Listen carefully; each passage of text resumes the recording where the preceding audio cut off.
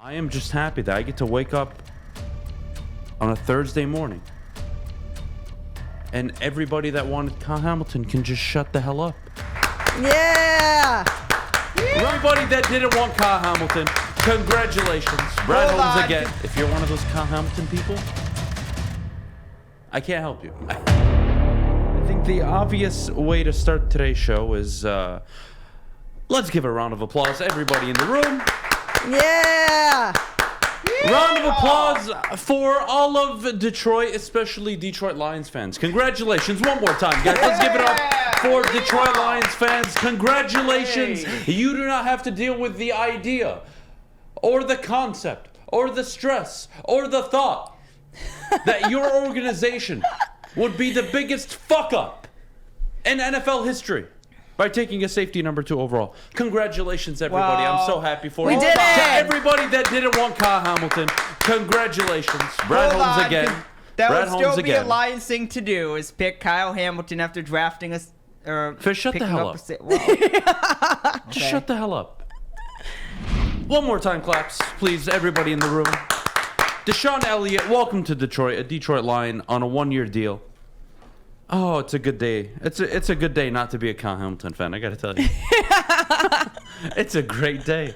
Oh, you know, I considered smoking a joint on the show today. Oh. I really did. But I'm fasting and I can't. So it's very frustrating. You can't smoke either? Can't smoke, drink, nothing. He can't do So you anything. can't do cocaine? No, I can't even do coke. No. Wow. I know, right? Anyways, DeShon Elliott, welcome to Detroit. Secondary player, ex-Baltimore Raven. Injury history. Hasn't been healthy recently, but in the games that he's been playing, in the games that he has played in his career, his PFF rating is pretty decent, somewhere between 67 and 74 on average between the 2 seasons. It's a good signing. I think that's the way you go about it. And we always talk about, where can I find value? Well, in the safety position, 5 of the top 7 safeties were selected in the second round or later. Okay, well, what does that mean? Well, it means that for some reason, that position, the talent pool, you are able to find talent later on in the draft. Now, I could also make that case for wide receivers. Michael Thomas, 2nd round pick. Devontae Adams, I want to say, was a 2nd or 3rd round pick. Stephon Diggs, 3rd round pick. It's possible. The point is, DeShon Elliott to the Detroit Lions is a good move. You're looking at a guy that I don't think is necessarily a ball hawk type player. What we're looking at is somebody that I would say is going to go, he's going to fit along just fine in terms of stepping up into the box, making some plays, stopping the run occasionally, helping Detroit with their coverage in terms of underneath routes and stopping that. But again, I am just happy that I get to wake up on a Thursday morning and everybody that wanted Kyle Hamilton can just shut the hell up. Not only, and again, I have to keep saying this because I don't want it to come across as I don't like the player. Phenomenal prospect. You don't take him at number 2. You just don't. You just don't do that. Eric Berry is the highest safety ever taken in NFL history, number 5 overall, I believe tied with Sean Taylor. You don't do that. And even if he's Sean Taylor, okay? Sean Taylor wasn't Ed Reed, wasn't Troy Polamalu, and even if he is remotely that, that's the comp, that's the comparison we're going to go for. Multiple-time All-Pro Hall of Fame players, that's the grade we're giving a kid out of college. Let him just be Kyle Hamilton. Call it a day. You want to put Ed Reed conversation on him? Go ahead. But Jesus Christ. I have never woken up in a better mood with the Detroit Lions free agent signing. I mean, I don't have to go into the draft party stressing, well,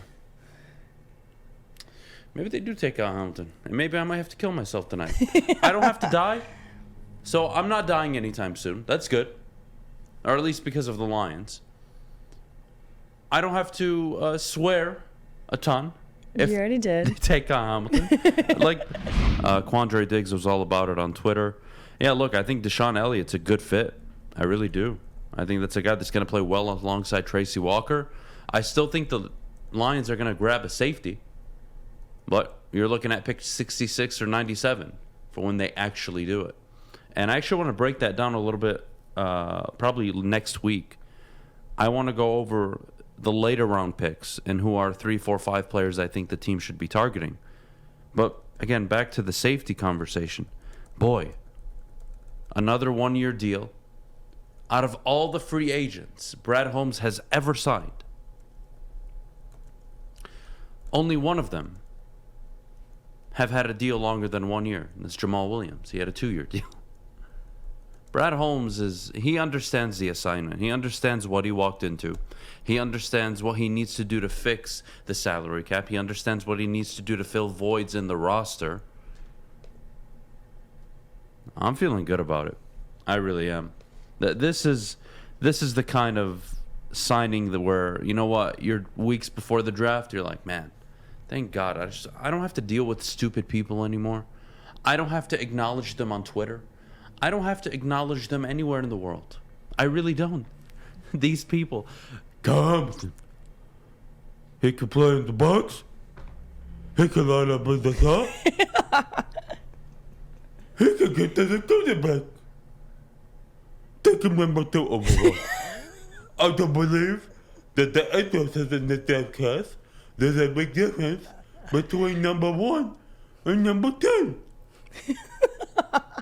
I don't have to Who talk are to you these trying to people. sound like right now? I don't have to talk to these people. It's not. I wonder that every to time, be fair, that's not actually. one specific person. That is my interpretation of the stupid people that talk like this. Anyways, the point is, look, if you believe that there isn't a huge difference between Aiden Hutchinson, Kayvon Thibodeau, Trayvon Walker, and then let's say Ed Benito, Cameron Thomas, and Boye Mafe. All right, fine. I can respect your opinion, whatever. But again, I'll keep asking the question. If you could trade the number 2 overall pick today for a 24-year-old on a rookie contract, full commitment, and you got him in the prime, I wouldn't say in his prime of his career, but entering the prime of their careers, meaning if you were to draft a player, what would you want? You would want a quarterback first and foremost. And if it wasn't a quarterback, well, then you'd want an edge rusher. And if it wasn't an edge rusher and you didn't need one, well, then you go for wide receiver. And if you didn't need a wide receiver, well, you'd probably go on the O-line. And if you didn't need an offensive lineman, well, now we can start talking about maybe possibly a secondary player or an interior lineman. It's just unbelievable. It's unbelievable. And again, if you're one of those Kyle Hamilton people, I can't help you. I really can't. I can respect that you think he's a good player. Congratulations, join the club. Everybody does. There is nobody worth their salt in the game that actually watches this football team, that covers it on a daily basis, that is actually sitting up there and saying, you know what? You know, I really think we go get that safety out of Notre Dame. That's the missing piece. You go find me that guy. I'll tell you, they don't exist. And if they do, they deserve to have their pass or their media credentials taken away from them. I posted this yesterday on Twitter. I hope this offers some context into why the hell I'm so adamant about drafting cocaine.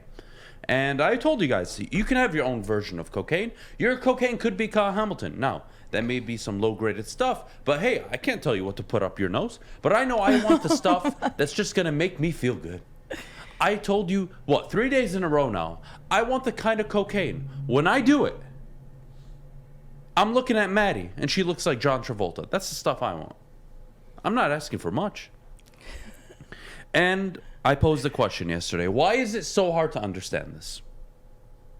Maddie, the Detroit Lions sacks per game ranking in the NFL over the last 6 years, where they fell in terms of sacks per game in the NFL. Last year, 31st. 2020, 26th. 2019, 30th. 2018, they were 10th. 2017, 20th. 2016, 28th. Meaning, the Lions have a consistent theme working here. They can't get to the quarterback. They can't get to the quarterback. That is the problem. And again, you can talk to me about, well, Adam, the Lions need a franchise quarterback. I agree. Adam, the Lions need a top 10 wide receiver in the NFL. I agree. They need a lot of things. But God damn it, the Pittsburgh Steelers continued their non-losing record with Mike Tomlin because of TJ Watt. Not because of quarterback play, not because of Najee Harris, not because of Juju Smith, or, God, what's his name? The other wide receiver. How am I forgetting his name? Chase Claypool. Not because of these guys. Because they had a guy that would wreck the game plan for the opposing team and the opposing team's quarterback. And if you go to Pro Football Reference, one of my favorite stats of all time is approximate value. And if you guys don't know what the approximate value stat is, well, I'll put it this way. Approximate value breaks down how important, of course, a player is. And I'm going to break down the last 21 years. Just so it's a large sample size. I'll go through the last 21 seasons in the NFL. I've been born for. I am going to name you the players.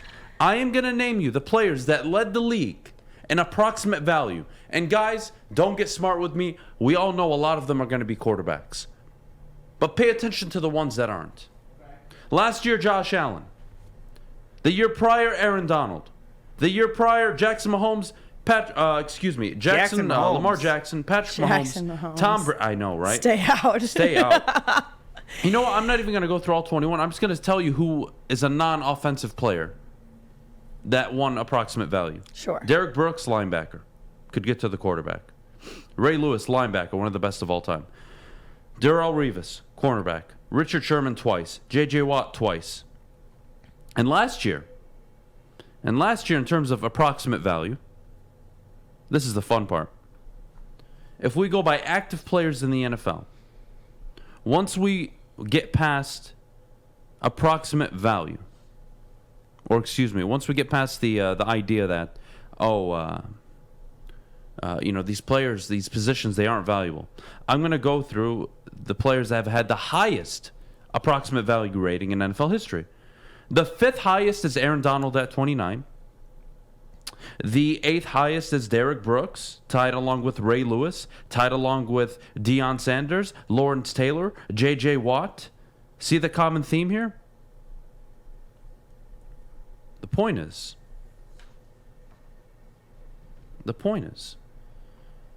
J.J. Watt last year, J.J. Watt, Sorry, guys, I'm fasting, so my memory's going to hell right now. Anyways, the point is, a guy like T.J. Watt in today's NFL has never been more valuable. A guy like Max Crosby, Trey Hendrickson, are they Aaron Donald good? No. Are they T.J. Watt good? No. Well, they get to the quarterback, and that's value. Tracy Walker was one of the highest rated safeties last year. What did that do for the Lions? Bet you any money the Lions looked a lot better when Aquara was getting to the quarterback. And I bet you any money I can put in an edge rusher on any football team, and if they're good, that team becomes better. Why were the Cincinnati Bengals in the Super Bowl? Joe Burrow and Jamar Chase? Yeah, that's a big part of it. I like to think that the Trey Hendrickson signing was a pretty big deal.